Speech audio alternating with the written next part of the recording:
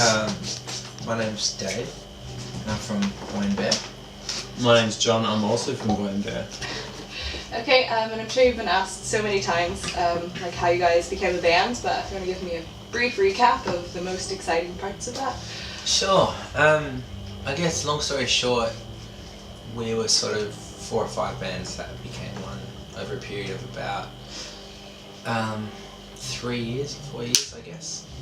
We were all in different projects, and I'm not sure. I was doing a solo project, and then Killian started helping me out. I was playing with Jake, our bass player, for a while, and then Tim came on board, and everything sort of changed. It wasn't a solo project anymore. It was a band project. Okay. We were born. And you guys toured last year supporting like Mumford and Sons and Laura Marling, is that right? Yes. Yes. Oh no, this kind year. of happened this year. That was this year, right? Yeah. And now you've got your own headlining tour. How did that happen? So fast. Yeah, I guess we came over here with Laura in April, and we got to play on a big tour with her to far more people than we'd ever played to before, and that was great, and it was a sort of a fantastic experience. And then we got to do some shows with Mumford and Sons back at home in Australia, and Laura again, and I guess we just felt like it was time to get ourselves over here again and see if we could do some things in our own right. And so we got to hook up with the Communion show for Belfast, and then we managed to secure a release for our EP, which is happening in London on the 8th of December. So we kind of had a couple of shows that we knew we could do, and so we thought we'd kind of build a tour in around that. Yeah. Coming from Australia to the UK? Yeah, how did you get all those followers? Was it just from being on tour, or was it very like internet based kind of thing? As in the followers, how do we get the followers that are here Yeah. already? Sorry. I drifted halfway through what you were saying, and then I was like, because you was talking, and I was like, I didn't think I was just talking, man. I was serious. I'm not sure. Yeah, I think from the tours, Yeah. or from the tour really that we did over here, Mm-hmm. and obviously Laura Marling was just so fantastic at what she does, and it was such a good time for us, and it was such a good thing to be a part of. I think that helped us significantly build, a little bit of a following here. And I think recently there's been a little bit of radio action, but not much. I can't pinpoint it really. Yeah. Okay. Do you guys remember the exact moment, like when you realized you could quit whatever job you were working at and just be a musician full time? John probably can better than I can. Yeah, I think maybe to say it's the moment you could quit, I'd probably put the moment like you have to quit, because it wasn't that I was saying we're rolling in so much money that I never need to do anything again. It was more just that like the touring schedule got to such a point where I was like not able to be at work when I needed to be at work, and it was sort of like, I need to choose one or the other. And so that's it kind of, there was a particular point where the tours just kept rolling in. Right. Just had to go, alright, I can't do this anymore. Very good. And then I saw your music video for the Rabbit song, is that what it's called? Yes. Yeah. How did the idea for that come about, or was it just like a dream or something? Yeah, I mean, we literally, we got lucky. We have a guy called Jeff Gordon who does all our work, and he's done all the film clips. And I guess he's kind of one of those guys he has a creative vision, and we really like what he brings to it. So Right. we, 9 times out of 10, just give him the reins on the film clip or the artwork, and just be like, whatever you're vibing. So that was purely his idea and his creativity. Very good. And then how do you define success within your music? Wow, that's a broad question. It is. I'll have a crack at it though. As in, do you think like creatively within your music, or your just in interpretation general? of success. What is success to you? Success to me would probably be feeling like the project's growing creatively, and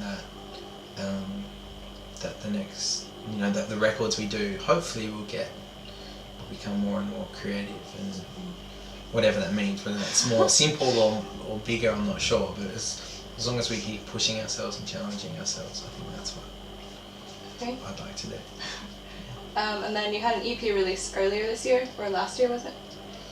This year. It's been This released year. back home this year, yeah. Oh, and it's releasing here in December. Yeah, That's what it is. yeah. Okay. If you could describe it in 3 words, what would they be? The tough question. Any 3 really words. tough. Sorry. That's alright.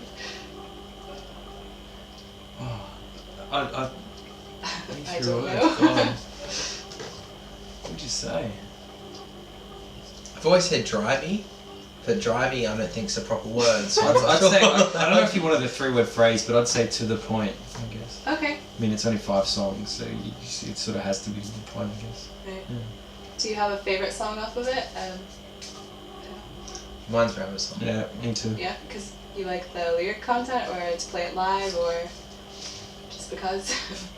I don't know. I just like it because it's sort of the way it came together was like a jigsaw puzzle that sort of, I don't know, we just got lucky. Some songs you labour over for so long and you tweak, and it was the kind of song where the themes came. There were 2 separate songs that we were working on, and Jake, our bass player, had the idea of joining the 2 songs together, which meant cutting off the bits of the songs we didn't like and then keeping the bits we liked and pushing them together. Right. And then the whole thing just kind of worked. It's a nice feeling when you can kind of do that and you're like, I don't know what just happened, but I like it. Yeah. And it's fun to play live as well. And it's got, you know, like some falsetto hooting in it, and it's got some big builds, and so it's like it's kind of a dynamic song, which is exciting. I love a good hoot. Right. How do you decide which songs do get put on the album? You were saying you put a lot of work into some of them, but how do you decide which ones finally make it? A few arguments probably, I guess. I think a lot of it gets resolved. Like we demo pretty heavily the songs, so we'll kind of record them and put all the parts we think should go in there, and then we bring them on the road with us. And so I think you really start to, by the time you've heard them recorded and then play them live, you start to get a feel for whether the songs are really working or not. And I think it kind of comes after that. People, I mean, like we say, there occasionally are discussions about whether we think a song should stay or go, but for the most part we tend to get the same sort of vibe on a song. And I don't know, it's not really a kind of a, like, we don't get analytical about it so much as you can just feel that it's working or it's not, I think. Right. Cool. And then some less difficult questions. When you're touring, if you're not sleeping or singing, what do you guys like to do? What do you do? We drink a lot of coffee, actually. I saw some of your tweets were about various coffee shops. Yeah. Yeah. That was exciting. It's an I think addiction. we're self-confessed coffee addicts. I'm probably not as bad as you and Killian. Oh, I'm getting there though. I think you're pretty bad. Yeah. It's our routine. A favorite coffee place to go, or? Yeah, well, kind of. Like, I guess back home in Australia, we know now our favourite like cafes in all the cities. Right. And we were lucky enough last time we were with Laura that, you know, the groundwork's been done now in a couple of these cities. So we know in Belfast, obviously, I'm not sure the name of it. I'd love to say, but I'm not sure. Oh, We yeah. know, I We know know how to where get to get there, good yeah. coffee Where is it at? in London. It's really close. It's not like, it's kind of, there's City Hall, and if you're walking down, there's a mall thing on your left-hand side if you're coming down towards the cathedral thing, and it's on the right, on that street.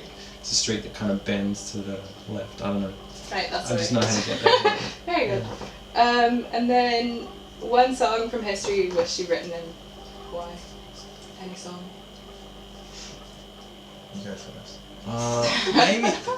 Maybe Let It Be by the Beatles. Probably Paul McCartney wrote it. It's good. It's really original as well, I think. Appreciate that, mate. Thank you. We got Fire and Rain by James Taylor. Right, okay. Yeah. And who are your influences on this album? On the EP, Yep, the one that's releasing. I guess it'd be hard not to say Fleet Foxes were a big influence on me. And also James Taylor, Neil Young, Paul Simon. There's definitely some strong folk influences, I think. Yeah. Anyone else in there? Crosby, Stills, Nash and Young. Yeah. Do you feel like those influences have changed from when you started to where you are now, or are they pretty much the same? No, they've changed, I think. I think we wanted to approach this record much broader in terms of the sounds. And so there's probably a sense of, or at least deliberately trying to, you know, widen what we're listening to. So yeah, it's changed. Okay. Any last words of wisdom, or anything else you want to say? I was thinking of something funny and witty, and nothing came to me. I think wisdom, always wear double socks when you're in Belfast. It's true. I just That's wise learned that words. last week, Yeah. actually.